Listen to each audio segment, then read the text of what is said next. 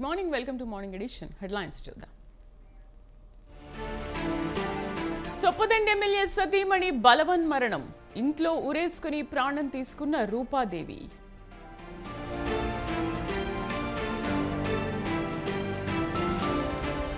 నేటి నుంచి AP assembly సమావేశాలు. తొలి రోజు సభ్యుల ప్రమాణ స్వీకారం.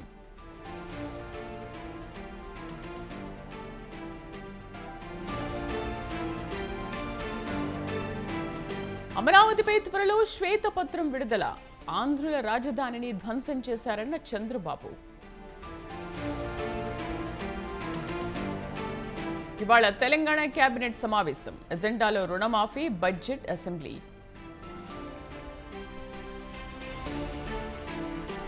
సింగరేణి బొగ్గు గనులపై పొలిటికల్ హీట్. కాంగ్రెస్ బీఆర్ఎస్ మధ్య డైలాగ్ వార్.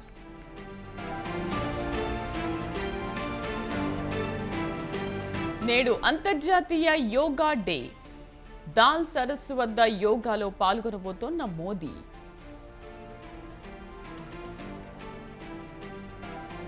సూపర్ 8 తొలి మ్యాచ్లో ఇండియా గెలుపు. 47 పరుగుల తేడాతో ఆఫ్ఘనిస్తాన్ చిత్తు.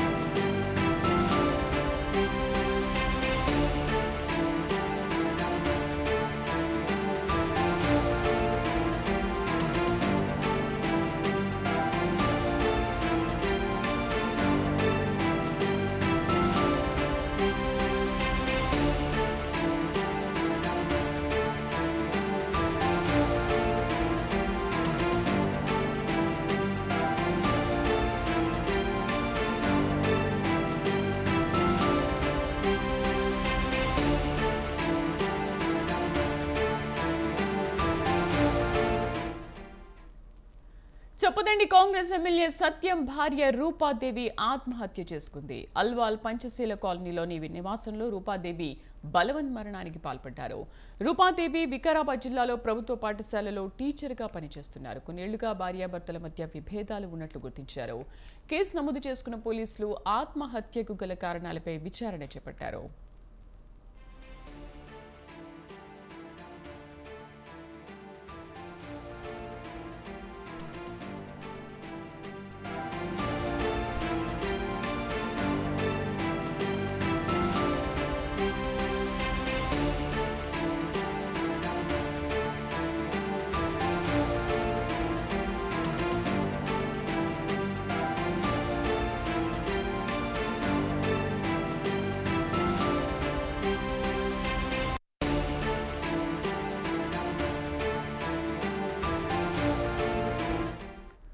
చొప్పదండి కాంగ్రెస్ ఎమ్మెల్యే సత్యం భార్య రూపాదేవి ఆత్మహత్య చేసుకున్నారు. అల్వాల్ పంచశీల కాలనీలోని నివాసంలో రూపాదేవి బలవన్ మరణానికి పాల్పడ్డారు. రూపాదేవి వికారాబాద్ జిల్లాలో ప్రభుత్వ పాఠశాలలో టీచర్గా పనిచేస్తున్నారు.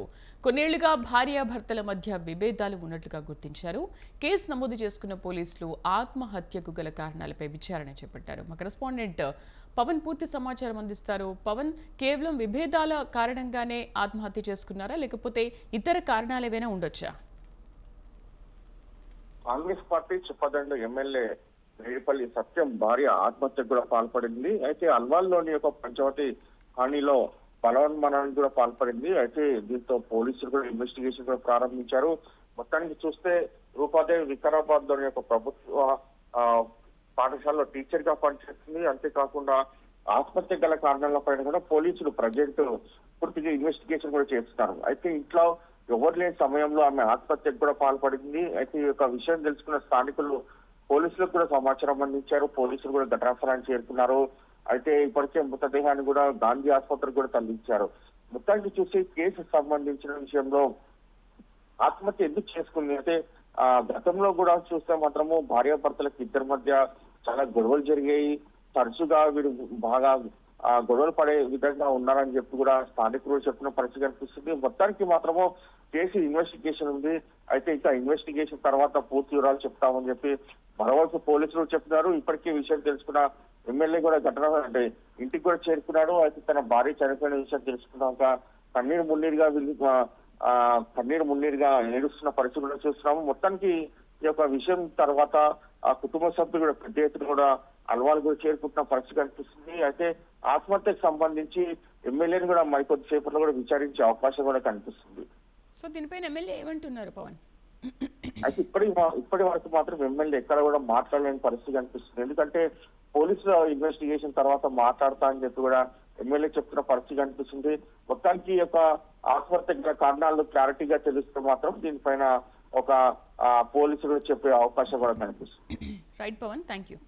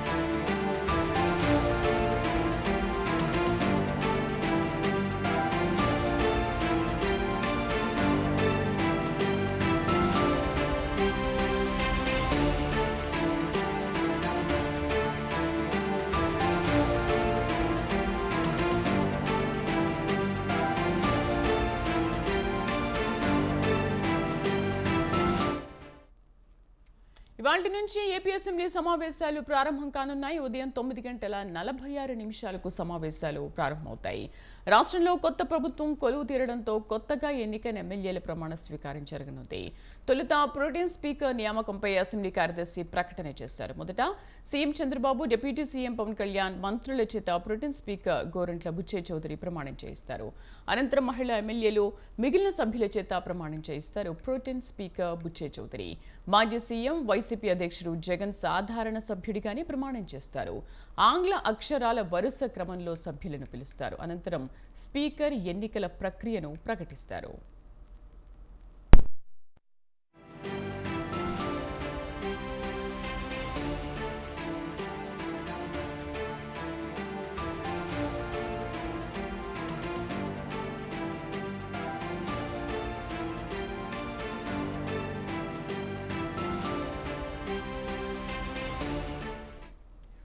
స్పీకర్, డిప్యూటీ స్పీకర్ ఎన్నికకు నేడు నోటిఫికేషన్ విడుదల కానుంది. నామినేషన్లు వేయనున్నారు. స్పీకర్ పదవికి మాజీ మంత్రి అయ్యన్న పాత్రుడు నామినేషన్ వేయనున్నారు.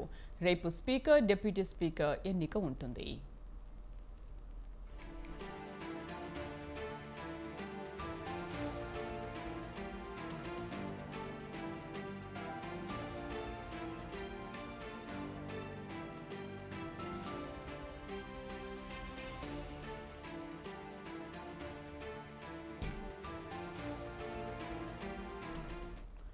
ఇవాళ నుంచి ఏపీ అసెంబ్లీ సమావేశాలు ప్రారంభం కానున్నాయి. ఉదయం 9:46 సమావేశాలు ప్రారంభమవుతాయి. రాష్ట్రంలో కొత్త ప్రభుత్వం కొలువు తీరడంతో కొత్తగా ఎన్నికైన ఎమ్మెల్యేల ప్రమాణ స్వీకారం జరగనుంది. తొలుత ప్రోటెం స్పీకర్ నియామకంపై అసెంబ్లీ కార్యదర్శి ప్రకటన చేస్తారు. మొదట CM Chandrababu, deputy CM Pawan Kalyan మంత్రుల చేత ప్రోటెం స్పీకర్ గోరంట్ల బుచ్చయ్య చౌదరి ప్రమాణం చేయిస్తారు. అనంతరం మహిళా ఎమ్మెల్యేలు మిగిలిన సభ్యుల చేత ప్రమాణం చేయిస్తారు. ప్రోటెం స్పీకర్ బుచ్చయ్య చౌదరి మాజీ సీఎం వైసీపీ అధ్యక్షుడు జగన్ సాధారణ సభ్యుడిగాని ప్రమాణం చేస్తారు. ఆంగ్ల అక్షరాల వరుస క్రమంలో సభ్యులను పిలుస్తారు. అనంతరం స్పీకర్ ఎన్నిక ప్రక్రియను ప్రకటిస్తారు. స్పీకర్, డిప్యూటీ స్పీకర్ ఎన్నికకు నేడు నోటిఫికేషన్ విడుదల కానుంది. నామినేషన్లు కూడా వేయనున్నారు. స్పీకర్ పదవికి మాజీ మంత్రి అయ్యన్న పాత్రుడు నామినేషన్ వేయనున్నారు. రేపు స్పీకర్, డిప్యూటీ స్పీకర్ ఎన్నిక ఉంటుంది.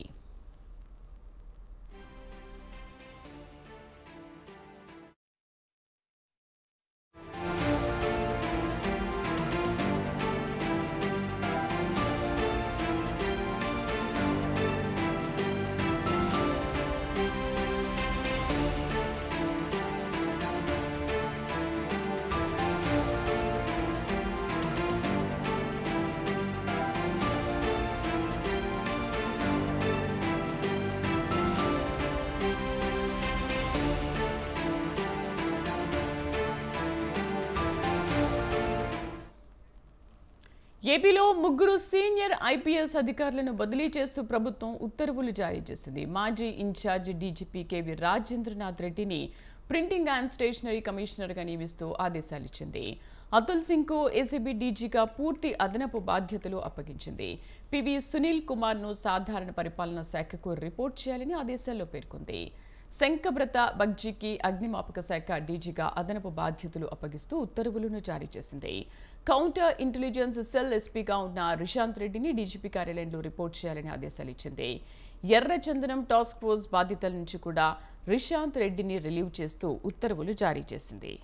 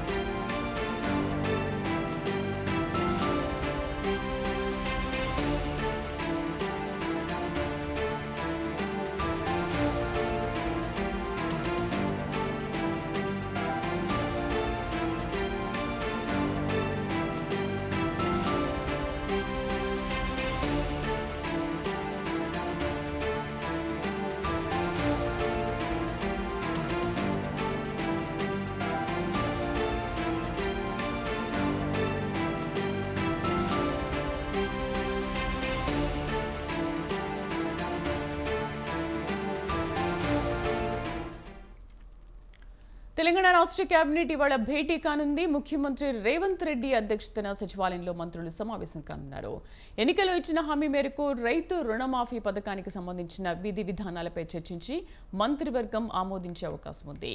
రైతు బంధు పథకం స్థానంలో కొత్తగా రైతు భరోసా పథకాన్ని అమల్లోకి తీసుకురావడంతో పాటు శాసనసభ బడ్జెట్ సమావేశాల నిర్వహణపై మంత్రివర్గ సమావేశంలో నిర్ణయాలు తీసుకోనున్నారు.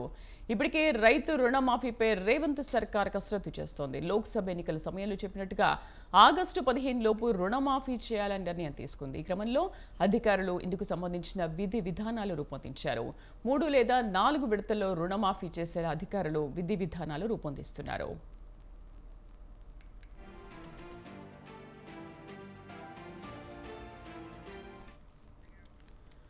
పాట్నా హైకోర్టు సంచలన తీర్పునిచ్చింది. బీహార్లో 65% రిజర్వేషన్ల రద్దు చేస్తున్నట్లు కీలక తీర్పు వెలువరించింది. గతేడాది బీహార్ ప్రభుత్వం బీసీ, ఎస్సీ, ఎస్టీ రిజర్వేషన్లను 65% పెంచింది. రాష్ట్ర ప్రభుత్వ నిర్ణయంపై పిటిషనర్లు హైకోర్టును ఆశ్రయించారు. ఈ నేపథ్యంలో విచారణ జరిపిన పాట్నా హైకోర్టు 65% రిజర్వేషన్ల పెంపు రాజ్యాంగ విరుద్ధమని తాజాగా తీర్పు వెలువరించింది.